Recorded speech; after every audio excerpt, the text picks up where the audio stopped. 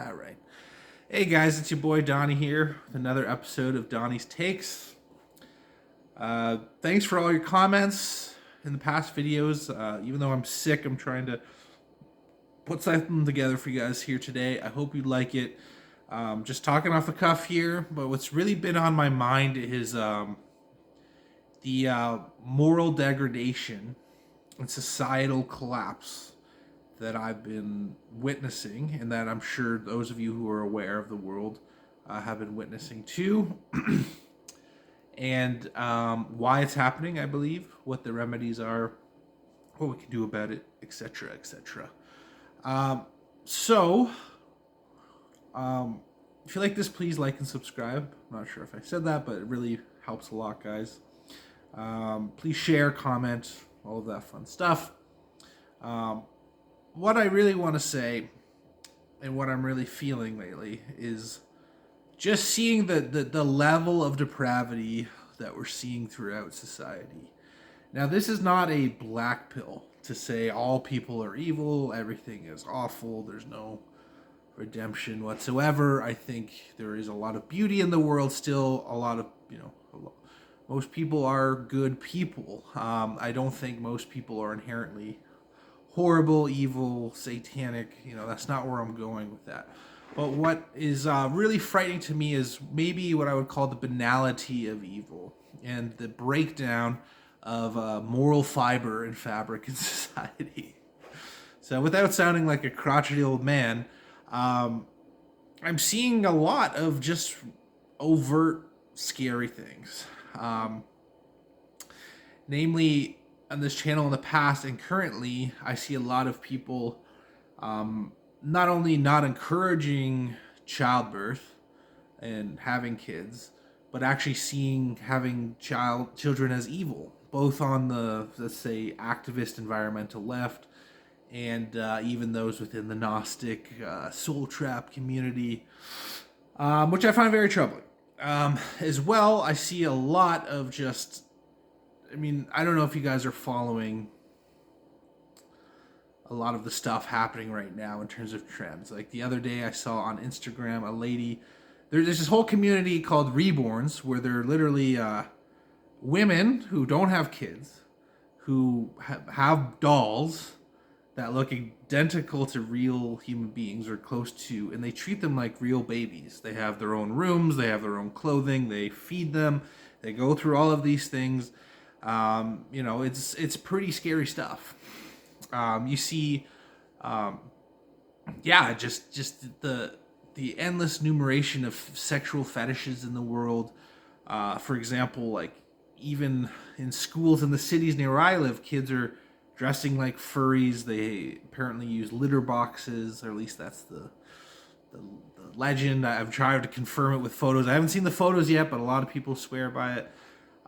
You have grown men pretending to be babies in adult diapers in a crib all day, and their partners are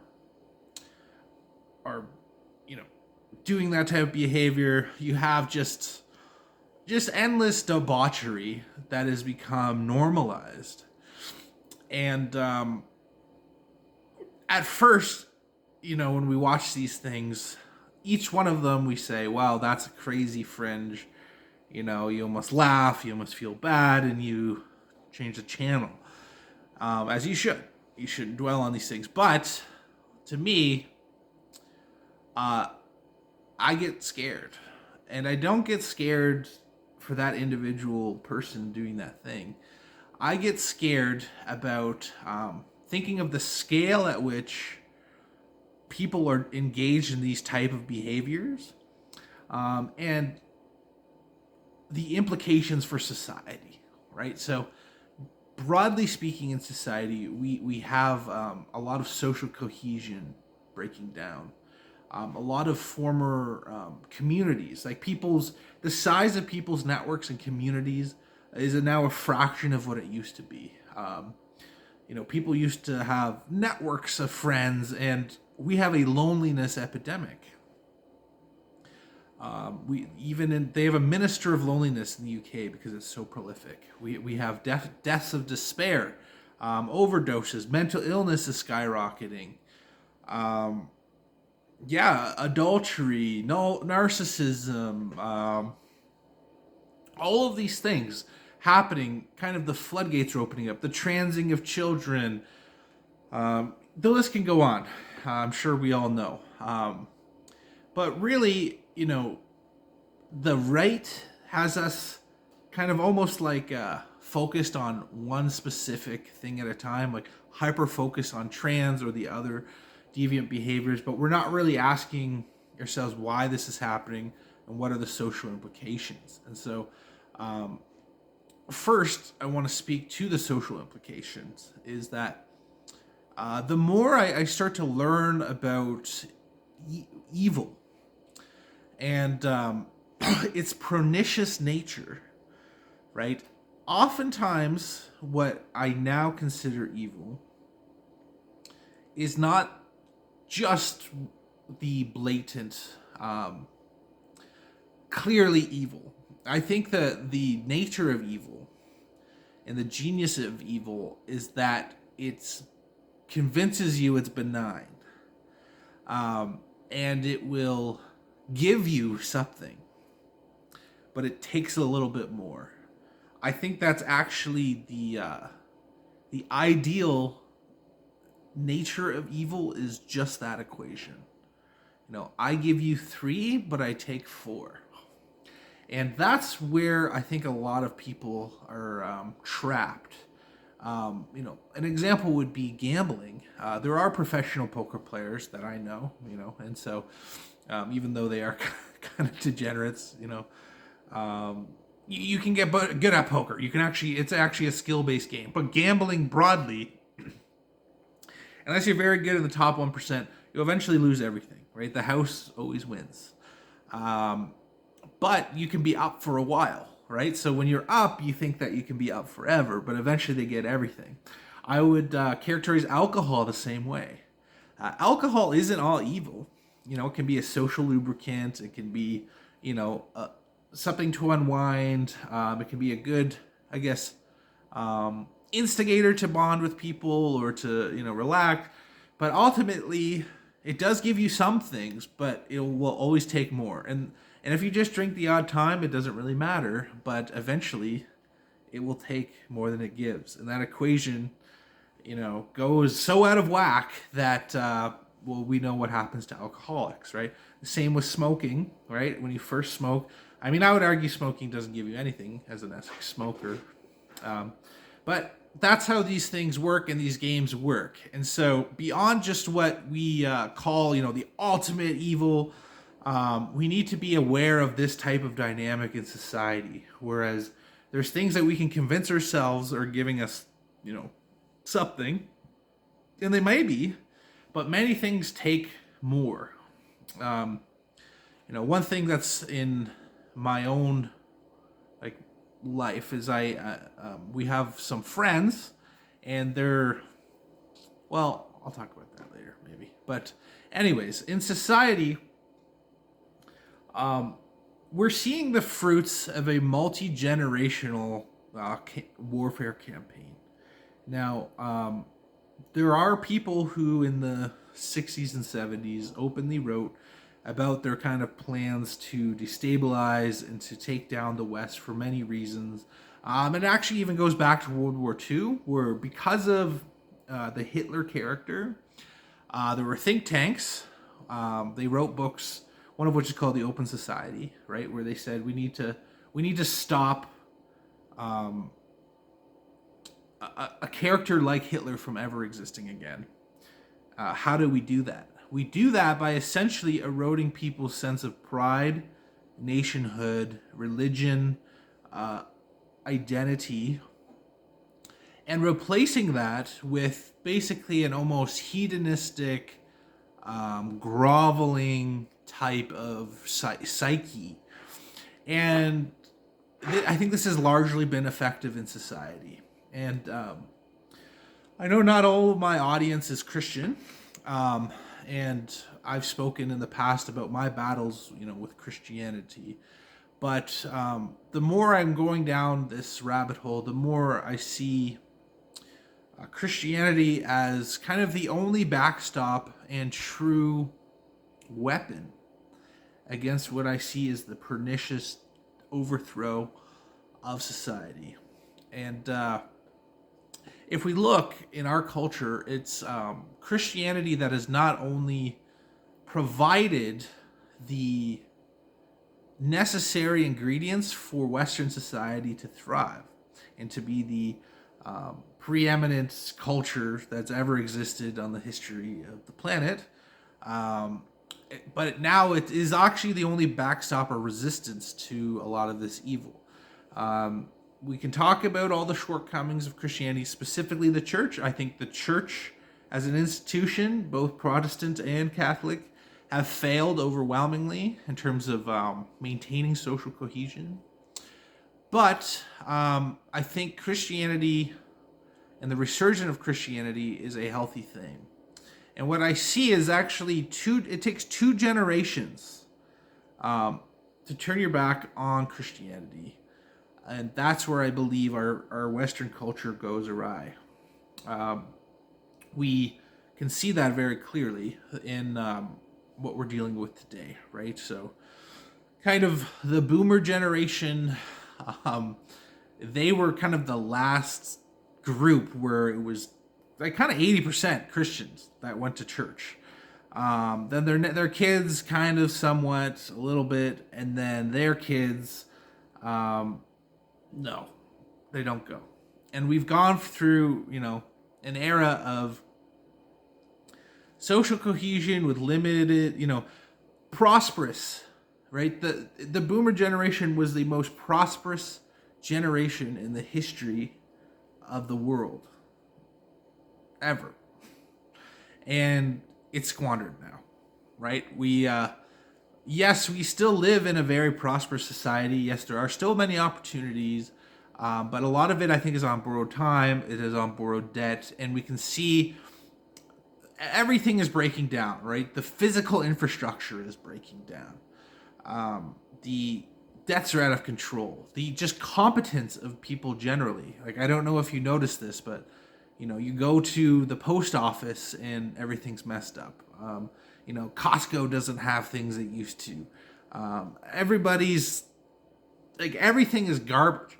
The service is garbage. People have like no idea what they're talking about in most situations. Like, you go to any store, nobody has any idea what they're doing. Most contractors are awful. Like, the list could go on, but we're seeing this kind of fracturing and cracking everywhere, right? And we can ask, why is that happening, right? We can just blame immigrants. We can just do, you can blame the boomers, blame our generation. Just to be fair to the boomers, I think the boomers are still they're keeping the society together. And when the boomers retire, I think it's going to be bad because the level of competence, their hierarchy of competence in society relative to the rest of people is such that when they retire, things are going to get really bad. But putting this all together is the nature of evil, and why I'm talking about this is that I want to speak to you personally in your life. You might think you're a good person, and you probably are, especially if you're subscribed to the Donnie Spellbreakers podcast. You're one of the top elite, illuminated ones. But what I want to call you to is something that I've realized is that it's not the problem with evil, and let's just saying pursuing activities that are maybe unaligned with God, is it's not just the degree of which you hurt people. The real crime, if you will, or the sin, or the, what have you. The problem is that the gap between what you could be and what you are, that is what the problem is. That's what we need to bridge, right? I believe, broadly speaking, that if you live a God-centered life, if you broadly follow a lot of the commandments, if you see life as sacred, if you practice selflessness as a core part of your life, if you're family oriented, if you're community oriented, you create a life that is admirable. You become a pillar of society. You become a leader. You become part of the glue or fabric that holds everything together, even at a micro scale. Having said that, the more we tend towards activities where it is self-ingratiating, we do not cultivate those things. And at a macro level, when everybody is doing that same thing, we destroy society. And so, yes, at the easy level, we see easy targets like Instagram influencers who are only just putting out crap content. They're becoming millionaires and rewarded, but they're literally doing nothing for society, right? But we don't think about all of the wasted talent and life force that could, that each human being has, that's being wasted chasing these pernicious activities. And so, to me, one of my biggest problems with Christianity was like this idea of submission to God, and also the idea of sin. Because I just think, I don't know. I don't like to be told what to do.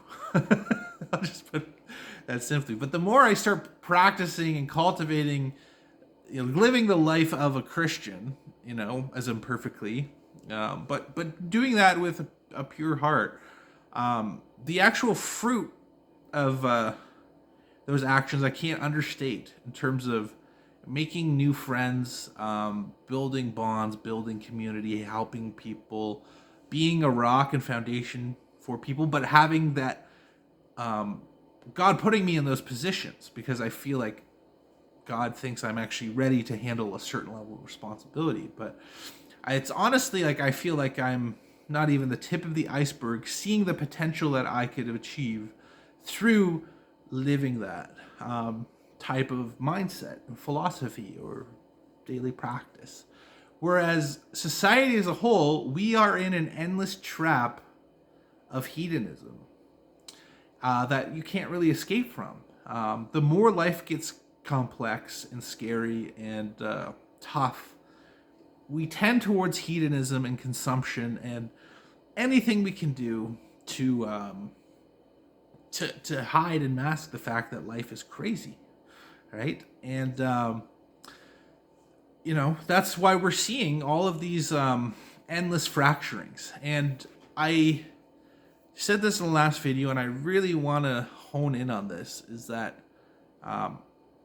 to me, only when we focus on others, that we practice selflessness, that I do think is the answer and the key to life. That's why I'm pretty done with a lot of the Gnostic stuff, because I literally just think it's another exercise in endless searching to fulfill the self, to seek the self, when really the answer to life is staring us in the face. It's literally practicing selflessness. Like, we all have a God-shaped hole in our hearts that only God can fill. And through practicing, like praying for others, helping others, you forget about yourself long enough to make your day tolerable. And the more you do it, the more the fruits are just, incredible. And as somebody who, I really struggle with the literal truth of the Bible, the fruits are, you just can't, they're undeniable. So I challenge you in your whole life, whatever background you come from, not to be legalistic, but to actually practice that in your life every day, is to take actions, for others. And maybe some people, it's too much the opposite way, and like you're a doormat. So, obviously all things in balance. But what I'm seeing and what I see as the root cause of almost all of our problems is this like obscene level of self flagellations, in society. Like, you know, I was joking with my wife, and I said the only crime in modern society is to like stop somebody from getting off, in any situation, right? Like yeah, it's just, you're just seeing just this open degeneracy everywhere, and it's really sad. And it's not just sad for me from a legalistic perspective of oh, like that makes God weep. It's because you see the potential of human beings and how much is squandered. The beautiful thing about to me Christianity is that a Christ-based life is very simple. It's just hard. My cousin told me that, actually, and I really agree with it. In that, many of the modern complexities that we built into our life just literally aren't there anymore. It's very simple. We just have to kind of daily cultivate and follow these things, right? So, Christianity answers the question of is there more than two genders? Is life sacred? Is what are the dynamics between men and women, broadly speaking? What is the nature between man and God? What is man's purpose? How should one live? How what type of life should we cultivate? What is evil? What is goodness? What is the nature of forgiveness? Why is forgiveness important? Right? All of these things were hardwired into the DNA of the Western people, and that's what led us to build, such like the West built all areas of knowledge. We're talking Shakespeare. We're talking the Colosseum. The Colosseum was technically not Christian, but my point is, we're pretty good, and I think you can see now that it's all going away. That we've stopped procreating, we've stopped building, we've stopped dreaming, we've stopped being. We're not even resisting it, let alone building something new. As this culture, it's this rapid decline that's happening all over the world, and to me, the reason why, it's because we've given up on Christianity. It's just obvious to me. And I challenge any person to argue that point. You might not like Christianity. You might not like the church. I don't like the church. But the truth is, when we turn away from Christianity, there's nothing else that replaces it, and we go into total abject debauchery in 2 generations, 3 generations or less, basically every single time. I challenge you to prove me wrong on that. And I challenge you to give me another worldview or philosophy or spiritual practice that meaningfully challenges the war we're facing, the spiritual cultural war that we're facing right now. Now, Gnostics are aware of a lot of these things, but most Gnostics are trying to escape. Whether they admit it or not, it is a religion of trying to escape through knowledge. Most people, and there's no difference between Gnostic and our modern culture. Everyone's trying to escape. Christianity is the opposite. Christianity challenges us daily to pick up our yoke, daily to confront evil directly, even at the cost of our lives. And that's the beauty and power of true Christianity. And again, I challenge you, like, the churches have failed us. Sure. Okay. I don't think the Bible is the 100% true, unadulterated, unmanipulated Word of God. And it's literally true in all ways. But the principles outlined by Christ, they clearly have some staying power. And I think it's the only shield that we have against the tyranny that we're facing. I don't think anybody has any replacement to it, right? I think there's a lot of truth in Eastern philosophy, Eastern traditions. The concept of cultivating presence and having like a distinct ego that is separate from you is very interesting. I think that's missing in Christianity. And I think that's a big problem. I think it's a shortcoming, right? So, but having said that, I don't see any of the Eastern thought remedying this. Ultimately, it's telling you that, as above, so below, as within, so without. And yeah, to me, I've studied this stuff more than most people. And I can tell you, people in these spaces, they have not gotten any relief. They haven't had any remedy. They haven't truly soothed their soul hasn't been soothed. They haven't found truth or rest. And I'd like to hear from you guys, because I am trying to seek the truth here. I am agnostic to that, but I'm just being honest with you that the more I seek, the only thing I find actually rest in and truth in is practicing a Christian life, and the key is practicing. Like it's not just that you say you believe something or you go to a building. I don't go to church, but I'm diligent in prayer and I practice with a pure heart, or as pure as I can be, and that's really the key. Yeah, so a bit of a rant there, but a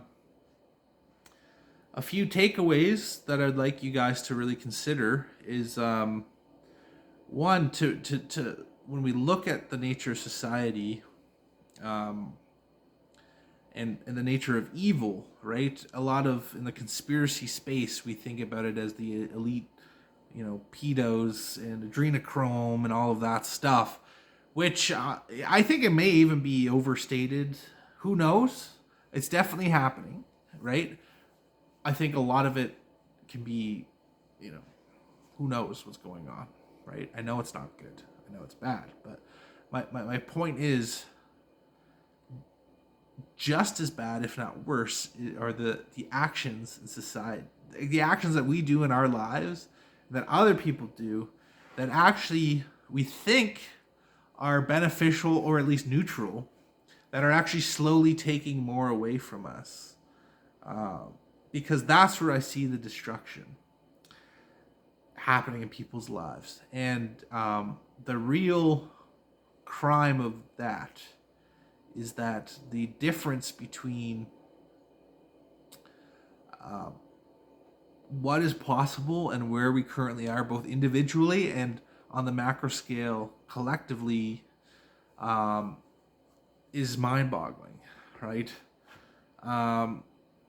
Yeah, and just quickly think about it. I use Duolingo. I spent 15 minutes a day, and then after a year, I could go and speak basic Spanish in Argentina. That 15 minutes, the difference between that and doing some stupid shit online is I can connect with people. Like now I think, what is it, 600-700 million people I can speak to, um, you could learn a language in an hour. You could start a business, with 20 minutes you could call a friend. Literally almost every person I know is struggling. Like I have a prayer list, and it's just every day it's more people. And I want to speak more about prayer in a little bit, but prayer works. Just want to throw that out there. And anyways, right, when we're chasing these like highs and thrills and hedonism, right, like, I know we have a friend couple who are like swinging because it's, having a beautiful wife isn't enough anymore. That guy you gotta get your jollies off by swinging. So you gotta spend all of your spare time outside of work trying to find people who will, be with your wife, and you're spending endless hours and hours and hours like trying to find these people, then talking with your wife, then like, researching, when like, think of what you could have been doing. You could have been like fed the homeless, like you could have built a business, you could have like, saved somebody, you could have went to an old folks home and like talked to people who were so desperate for human interaction. You could have, done a charity drive. You could have like, whatever, right? Think about that at a collective level. Like all of we say nobody has any time, and yes, the world is complex, but we're spending so much time, like hours a night watching TV, hours a night on our phones, chasing all of this bullshit that does nothing at all for your life. When we could be cultivating goodness, love, charity, helping others, it's insane. Like just think of, it's I did the numbers once, like I think in Canada during COVID when all the kids didn't go to school, it adds up to like millions and millions of years of wasted life. And it's the same. We're talking millions, hundreds of millions of years of wasted human capital spent on frivolous actions because people don't have the framework that is very easy to cultivate in your life. And because of that, the whole world is coming to an end. And honestly, there is a beautiful resurgence, and I think those people will continue to exist. But I see the society as a whole as being so corrupted. And guys, a lot of the conspiracy theorists want to say like it's the archons, it's the most high powers, it's the elite. Dude, it's us. It's like every time you watch porn instead of being with your partner, every time you choose fast food versus a home cooked meal, every time you turn on Netflix instead of calling a friend, every time you see somebody struggling on the street and you do nothing, like every time you doom scroll versus going out and engaging in your community. We're all doing it. We're all guilty. But yeah, there's another way, and so that's my message for today. I hope it was coherent enough. I hope it makes you guys think, because I've been really just seeing firsthand. God's been really opening my eyes to see how just living a life closer to what God intended yields insane results beyond what you can imagine. And the sadness is in how few people, are doing that. And I think the old church was very legalistic in shaming people. And I think shame has a certain place. But for the most part, it's literally just like you have to want more for yourself. And that's self-love. And that's God loves us. And yeah. Anyways, let me know your thoughts. Definitely an off the cuff rant. Uh, yeah, but yeah, think about it. Let me know what you think.